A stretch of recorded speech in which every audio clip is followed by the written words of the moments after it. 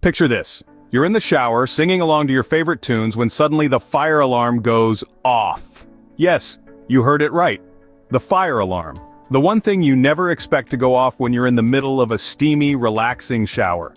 You know, the time when you're bare as a newborn and the last thing on your mind is making a public appearance. So, there I am, suds in my hair, belting out the high notes to my favorite song, when this ear-piercing sound cuts through the music. For a second, I think it's part of the song, some weird remix I've not heard before.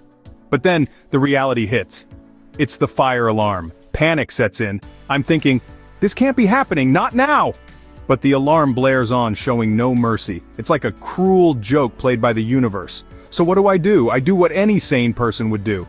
I reach for the nearest towel, wrap it around myself, and make a dash for the door. I mean, who has time for clothes when the building could be on fire, right? But here's the kicker. As I'm running down the hallway, the towel decides to play traitor. With a sudden gust of wind, it flutters away, leaving me in all my naked glory. Yes, ladies and gentlemen, there I was, streaking down the hallway of my apartment building with the fire alarm as my background music. Talk about making an entrance. And just when you think it can't get any worse, I burst out of the building and into the crowd gathered outside. Remember, I'm still as naked as the day I was born. So there I am, standing outside in my towel while the whole building gets a free show. Talk about a warm welcome. Ever tried on clothes in a store and realized there's no mirror inside the fitting room? Yeah. I have a tale to tell about that. So, there I was, in one of those high-end boutiques, you know the type, the ones with the neat stacks of clothes, the air smelling of fresh cotton and a hint of lavender. I picked out a few pieces I fancied, a crisp shirt, a pair of tailored trousers, and a snazzy blazer. Then, I headed into the dressing room, excited to try on my potential new wardrobe.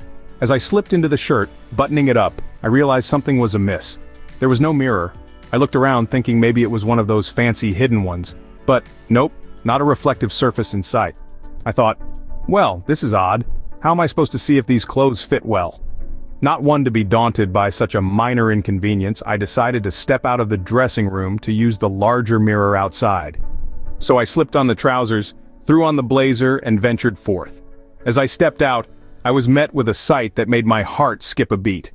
The store wasn't empty as I had thought. There were other customers, and they stared, eyes wide, mouths agape. You see, in my rush, I'd forgotten to button up the shirt properly and the trousers were still hanging loose. And there I was, standing in the middle of the store, half-dressed, with my undergarments on full display. The silence was deafening. The only sound in the store was the soft hum of the air conditioner and the occasional clatter of a hanger. I stood frozen for a moment, before embarrassment flushed my face, and I quickly retreated back into the safety of the dressing room. That day, I gave the term fashion show a whole new meaning. A word of advice? Always check for mirrors. We've all had our fair share of Zoom mishaps, but this one takes the cake. In the age of remote work and digital meetings, we've all had that moment of sheer panic when we're not quite sure if our cameras are off or on.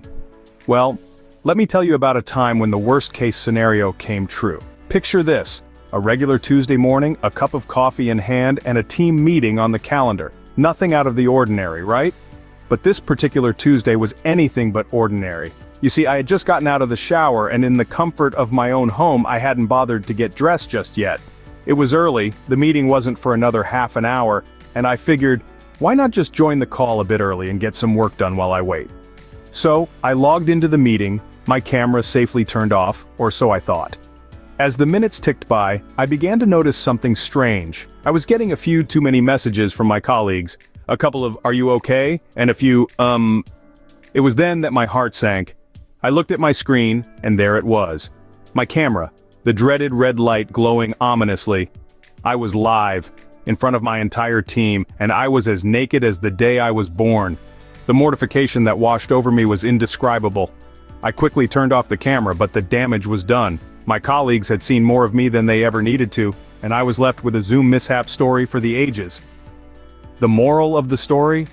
Always, and I mean always, double-check your camera settings before joining a Zoom meeting. And maybe, just maybe, get dressed before your meetings, even if they are virtual. And that, dear friends, is why you should always double-check your camera settings before joining a Zoom meeting. You know those times when you're home alone and decide to enjoy some me time? Well, let's dive into a story that might make you think twice about how you spend your alone time. Picture this, it's a sunny Saturday afternoon, the house is quiet, everyone's out, and you've got the place to yourself. It's the perfect opportunity for some self-care, right? So, you decide to bask in your birthday suit, feeling the cool air on your skin without a care in the world. Suddenly, you hear the front door creak open. Your heart leaps into your throat. You freeze, suddenly hyper-aware of your lack of clothing. You scramble to find something, anything to cover yourself. In your panic, you trip over the living room rug and down you go, face first onto the floor. Who should walk in at this exact moment? None other than your elderly neighbor, Mrs. Jenkins, who had lost her cat and thought it might have wandered into your house. You can only imagine the shock on her face as she walks in to find you sprawled on the floor in all your naked glory. In the midst of your embarrassment, you scramble to your feet, grabbing the nearest cushion to cover your modesty. You stammer out an apology, cheeks burning, while Mrs. Jenkins, bless her heart, tries to stifle her laughter and politely looks away. After what feels like an eternity, Mrs. Jenkins collects herself and, with a twinkle in her eye, says, "Well, I didn't find my cat, but I certainly found more than I bargained for." She leaves, chuckling to herself, while you're left standing there, mortified, cushion clutched to your chest. This tale, my friends, is a classic example of how life can throw you a curveball when you least expect it. It's a reminder that no matter how safe we think we are, unexpected visitors can always turn up at the most inconvenient times. The moral of the story? Always lock your doors, folks, because you never know when you might get caught in a birthday suit blunder. Well, there you have it, my top 4 awkward moments of being caught in the buff. From The Great Escape, where I found myself darting through the house, desperately trying to cover up with anything I could find. From the dog's blanket to the dish towel, all while the pizza delivery guy stood at the door probably wondering if this was some sort of prank. To the dressing room dilemma, where I was left stranded in a changing room with a pair of pants that refused to go past my knees, and the shop assistant just had to walk in at that very moment.